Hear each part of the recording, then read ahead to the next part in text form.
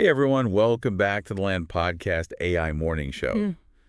We always love a good deep dive into the latest real estate trends. Absolutely. Especially the ones that make you kind of stop and think, wait a minute, what's going on here? Yeah.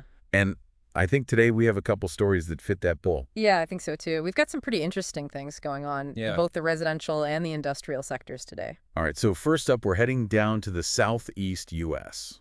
Okay. There's a big partnership brewing that could really shake things up in the residential land development world.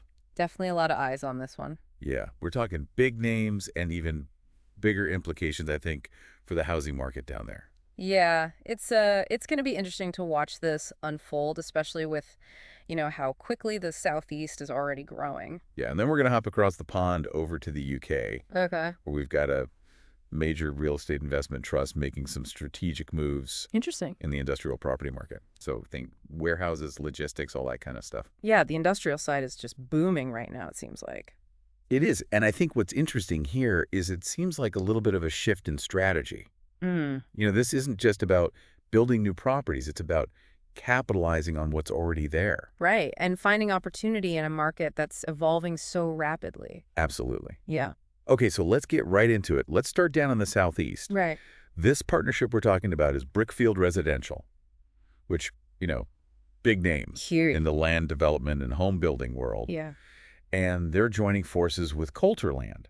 Okay. Now, Kolter Land, they've got a strong foothold already in the southeast. Right. They're really well established in that region. Yeah, and their goal here is to create basically this pipeline of finished residential lots ready for builders to come in and start building homes. Interesting. So it's like a one-stop shop for builders looking for ready-to-go land. Yeah. And what really stands out to me is just the sheer scale of this collaboration. I mean, you think about it, Brookfield Residential, they're one of the biggest suppliers of lots in the entire home building industry. And now they're tapping into Kolter's existing relationships with builders all across the Southeast. That's a pretty powerful combination. That's a lot of houses. Yeah. A lot of houses. And it seems like the timing couldn't be better. The Southeast is in the middle of a population boom. Oh, absolutely. Which, of course, means the demand for housing is just going through the roof. Yeah, you can't build them fast enough, it seems like. Nope. And so builders are facing all kinds of challenges. Just trying to keep up. Oh, yeah. I mean, just finding suitable land to develop in a market like that is incredibly competitive. It can be a real headache for these builders. Right. And so this partnership kind of seems like this strategic move to address that challenge, right? They're combining the resources, the expertise. Absolutely. I mean, you've got two of the biggest players in the industry. Coming together, they can leverage their buying power, their knowledge, and their networks. It's a smart move for both of them. It is. And the person they've got leading this whole operation is Jim Harvey. Okay. And this guy has over 30 years of experience in residential development. Wow. He's been around the block a time or two. Yeah, that kind of experience is invaluable, especially in a market as complex as the Southeast. You need someone who really understands all those nuances, all the regulations, and probably, most importantly, all the relationships that make things happen. Yeah, the who's who. Exactly. All right, so let's shift gears over to the UK. Oh, across the pond. Now over there, we've got Warehouse REIT making a pretty bold move. Yeah. Actually, they're selling off their Radway Green development, which is this prime piece of real estate in Crewe. That's interesting because usually REITs are all about, acquiring properties, developing them, not selling them off. Right, so what gives? Right. Well, it seems like Warehouse REIT is setting its sights on a different part of the industrial property market. Okay, which is And it's multi-let industrial properties. So instead of these massive single-tenant warehouses, they're looking at spaces divided up among multiple businesses. Think of it kind of like a shopping mall, Okay. but for businesses Yeah. instead of, individual stores. Okay, I get it. And so why the sudden interest in this type of property? Well, it seems like Warehouse REIT sees greater potential for rental growth Interesting. in the multi-let sector. Yeah, because with multiple tenants, you can often adjust rents more frequently. Right. And you're not as reliant on a single lease. Exactly. And in fact, the company's co-managing director has gone on record saying that the industrial property market is experiencing, quote, unprecedented rental growth. Wow, that's a pretty bold statement. They sound very confident about this sector. They do. Clearly, they believe there's a lot of room for growth here. Yeah, and so instead of focusing on that ground-up development, Right. they're shifting their strategy towards acquiring these existing multi-let properties. So they're looking to capitalize on what's already out there.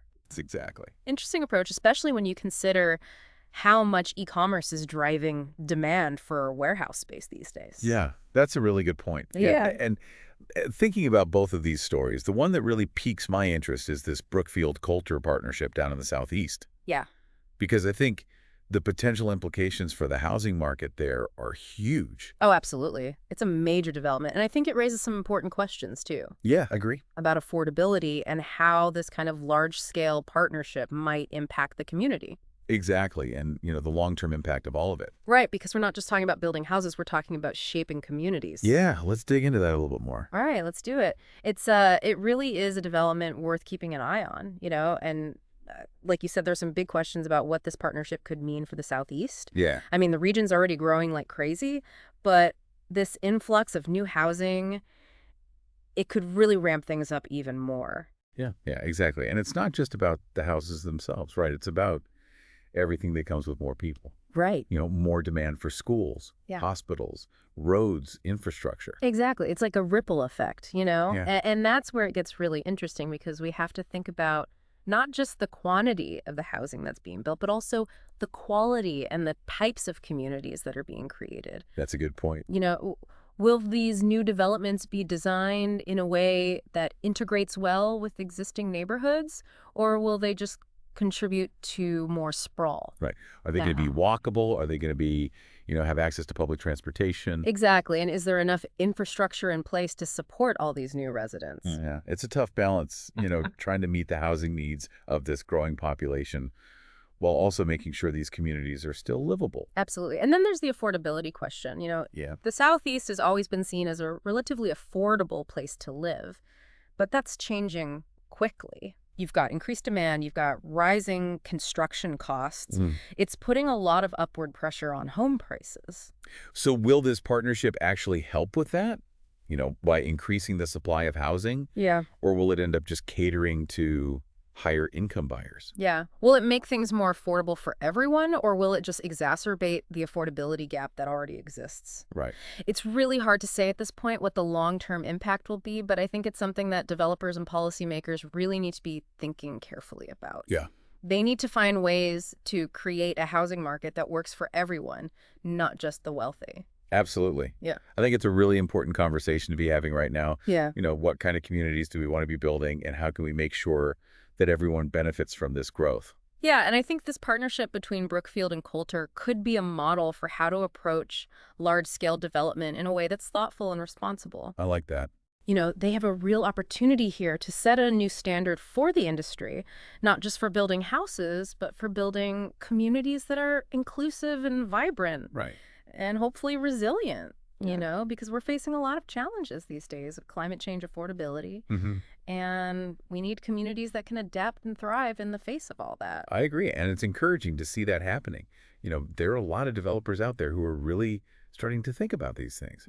They're thinking about sustainability. Yeah. You're thinking about community engagement. Yeah, because at the end of the day, real estate is about more than just bricks and mortar. Exactly. It's about creating places where people can live, work, and raise families. And feel connected to their community. Exactly. And that's something worth investing in for sure. Yeah, it is really interesting to see how these stories connect. Yeah. You've got this land development partnership in the Southeast, and then this REIT-making moves in the UK. Yeah. But it's like they both tap into these bigger global trends. Exactly. I mean, the Southeast Partnership, it really highlights the challenges and opportunities that come with rapid growth. Yeah. And then where house REITs move, it shows how the industrial sector is changing, in this digital world that we live in. Absolutely. All right. So before we wrap up, let's just do a quick recap. Okay. Sounds good. So down in the Southeast U.S., we've got Brookfield Residential and Kolter Land. And they're teaming up to basically create this pipeline of finished residential lots. Right. And their goal is to streamline the development process, Yeah.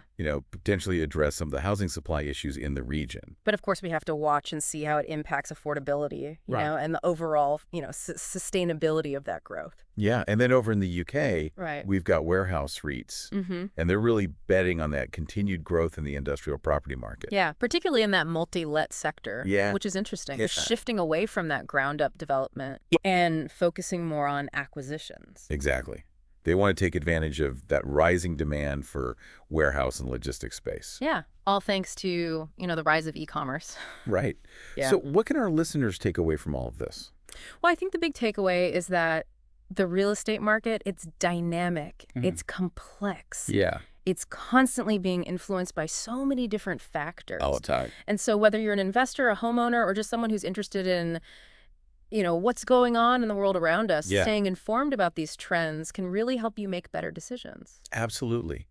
I think it's about understanding, the forces that are shaping the places where we live, work, invest. And those forces, they're always at play, Always. They create both challenges and opportunities. Yeah.